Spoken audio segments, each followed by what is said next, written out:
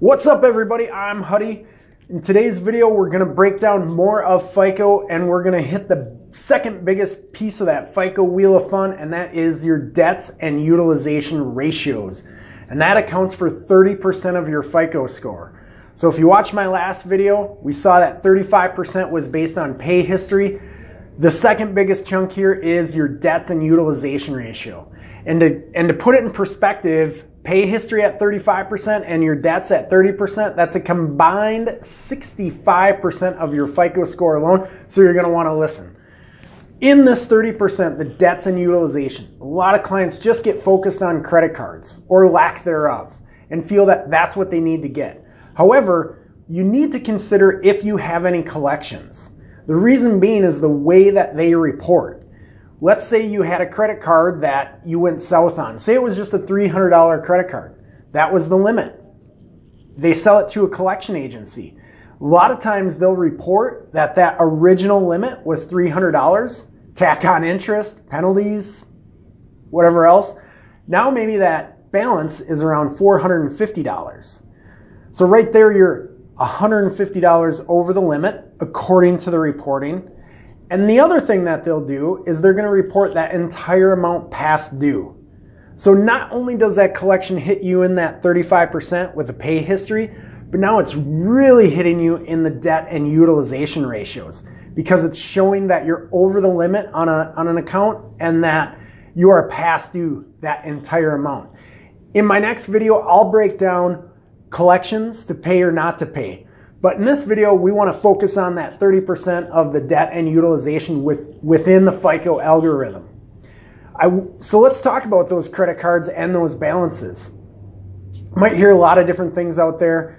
30% seems to be the big rule of thumb. So if you have a $1,000 credit card, you want to keep a $300 balance on that card to maximize your FICO scores. And that is a good rule of thumb, but there's confusion with that. A lot of clients will say, well, what happens if I use that account? Because I get points, I get miles or whatever it is. You're fine to use that credit card. So you could max it out that month. Just make sure you make that big $700 or $800 payment so that you can get that reporting with the lower balance. Because if you get reported with high balances, you could cost yourself around 20 to 30 points in your FICO score depending on the rest of your profile. So when we're looking at that, the next thing that a lot of clients talk about is I have several credit cards. Do I need to keep them all at 30% or is it an overall thing? What does that really look like? And it's not that simple of an answer because it really depends on the type of FICO score that you're looking at. In my world, which is mortgages, we look at each credit card balance individually of each other. So that means if you have 3 credit cards, each with a $1,000 limit, maybe one's a zero balance, one is at $500, and the other one is maxed, we're going to be really focused on that credit card that's maxed. And that's going to cost you points. And as a matter of fact, that credit card that's at the zero or at the 50% balance, $500, that's probably costing you some points as well.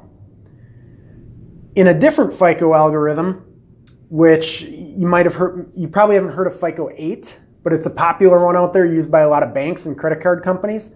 They're going to look at that overall utilization. So in that example I just gave, it would show that you had a $3,000 total limit available to you, and you had a $1,500 total balance, putting you at a 50% utilization.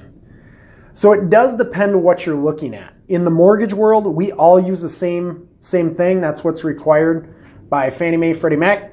So in that example, you want to make sure that you spread the wealth around, or you spread the debt around a little bit and balance those cards out to effectively maximize your credit score. I know it all seems like a game, and it kind of is. I wish we could all be on the same page, but it's not. So if you have questions, comments, whatever you got, just put them down below. Again, in my next video, I'm going to be talking about collections and to pay or not to pay. Thanks again for checking me out. Hope to see you again.